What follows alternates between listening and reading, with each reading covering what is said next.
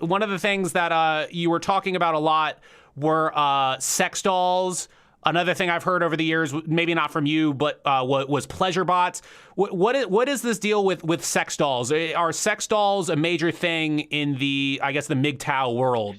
Well, it depends on the community, right? So like sex dolls are for pretty much anyone who wants to buy one, but I don't necessarily like them. I think the way they exist right now, it's rather limiting. Like if you look at their faces, they look fake. Right, so it looks like a blow-up doll. I've never seen one up close. Wait, how many? No, have well, you ever owned? Go online. Have you owned a sex doll? Sorry? Have you owned a sex doll? I had a couple shipped to me as samples that I could, get my mitts on. Okay. Let's just say. All right. So when I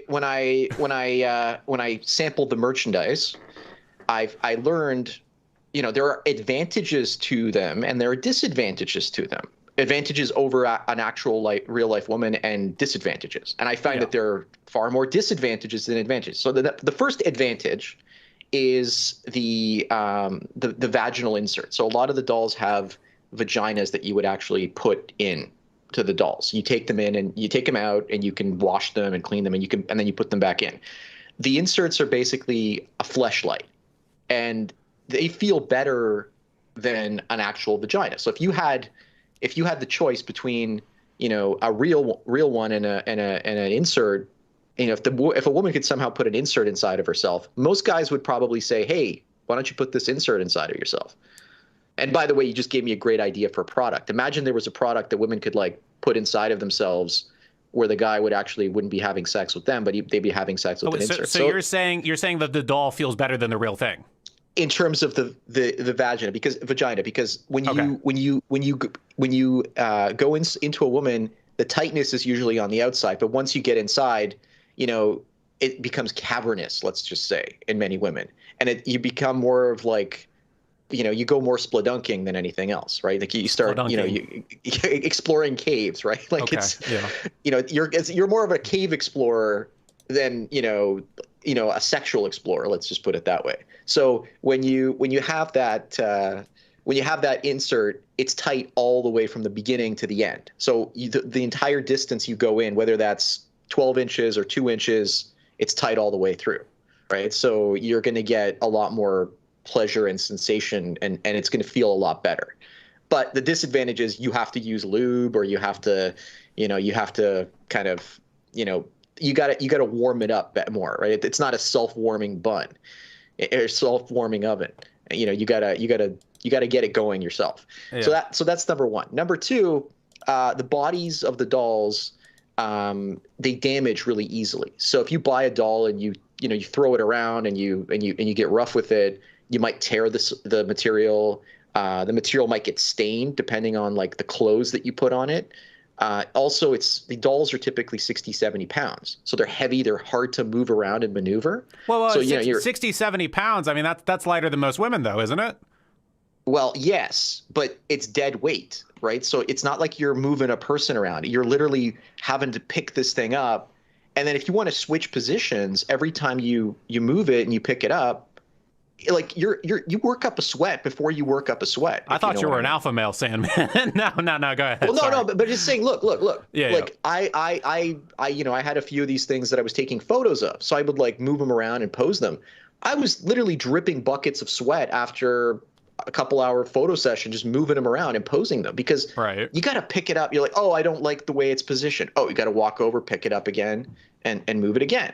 You just keep doing this over and over again. Eventually it gets tiring. So if you're spending 20 minutes, a half-hour session, you're going to get physically exhausted just moving these dolls around. So there's specific ways to pick them up and all that kind of stuff. Then you get the faces. The problem with the faces is they're a doll. They don't look like a human being. They don't look back at you. They don't wink at you. They don't do anything, right? So it's in some ways it's like being with a corpse. Right. So it's not, not that I know anything about that, but you know what I'm saying?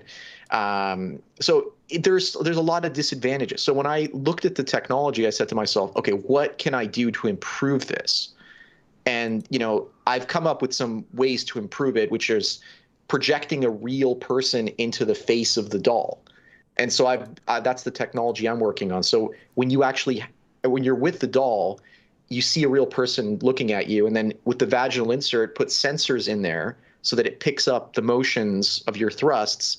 And then on the other side, there's a device that thrusts in and out of the woman, and the other device that like basically records her video in real time so you can see her.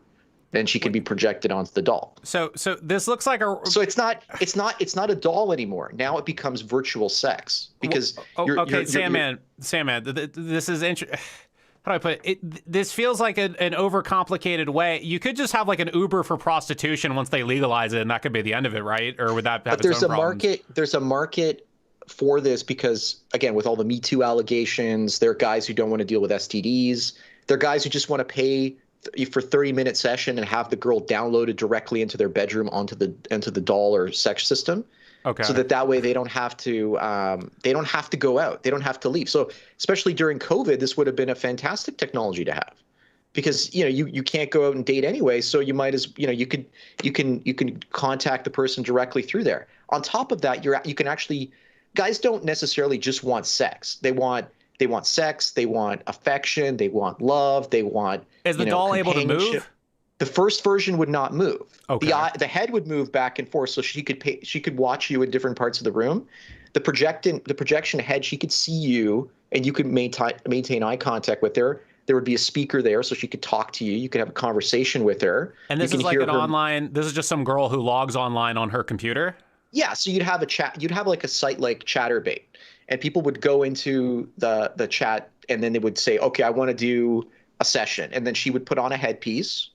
And then you would get your doll out. You would have the projection head on it, and you'd have the vaginal insert. And then she'd have another device on her end that would basically thrust in and out of her. But wouldn't this create the same problem that OnlyFans has now? Where, dude, think about how many girls are just told, "Oh, you put on a headset. Some loser doesn't even have to fuck you. You just sit there and make noises, and you get paid." And in this social media era, people are gonna. So Lovin's developed.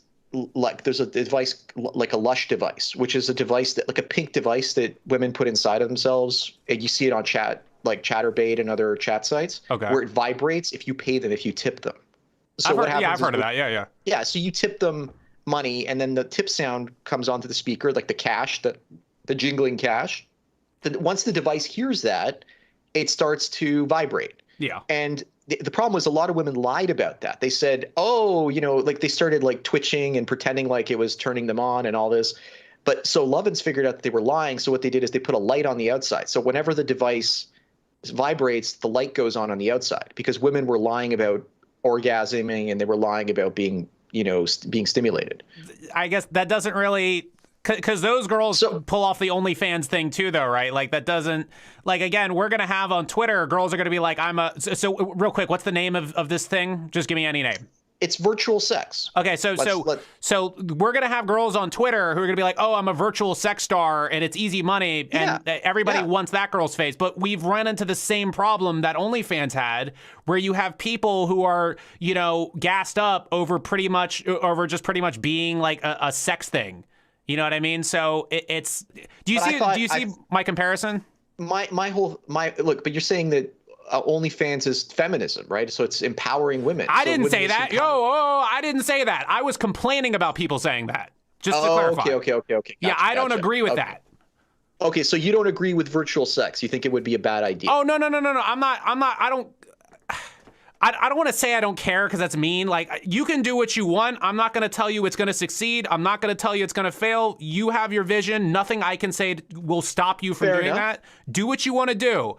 I'm just saying that, like, as far as the quote-unquote sexual marketplace, I think that's still going to exist in your invention, because, again, like, social media, we're all about the me culture. We're all about, ooh, look at me. Look what I do. Give me followers. And you're going to have women who get really popular over the quote-unquote virtual sex thing, like, oh yeah. I'm top 1%, because they do that on OnlyFans, top 1%. When I first started researching this idea and figuring out like how to promote it, I asked women. I said, "Oh, I'm going to build this robot, and it's going to project a real person on it, or it's going to project a artificial intelligence on it," and they hated the idea. But then when I brought up the idea of women being able to project themselves, they love that idea instead. So I decided to go with that idea more because that offers a lot less pushback. No, I'm not disagreeing with that. I was just saying my potential result. I mean, I don't know. I mean, do you So are you care? worried about the consequences to society because of it? I'm saying that it's going to be more, I think it's going to be more of the same. It's going to continue to promote this me culture because now if the girls could somehow be anonymous. Yeah. Look, we're living in this, narcissistic, dopamine chasing culture. I totally agree. So I'm not going to break that mold. I'm not going to get people to give up their highs that they get from that. All right. Why would I even try to fight that? I'm trying to create the next version of that. I'm trying to fight it. I will destroy it. Well, you can't. You can't fight it. You can't. Look, I will fight it, Sandman. You're talking about. Okay.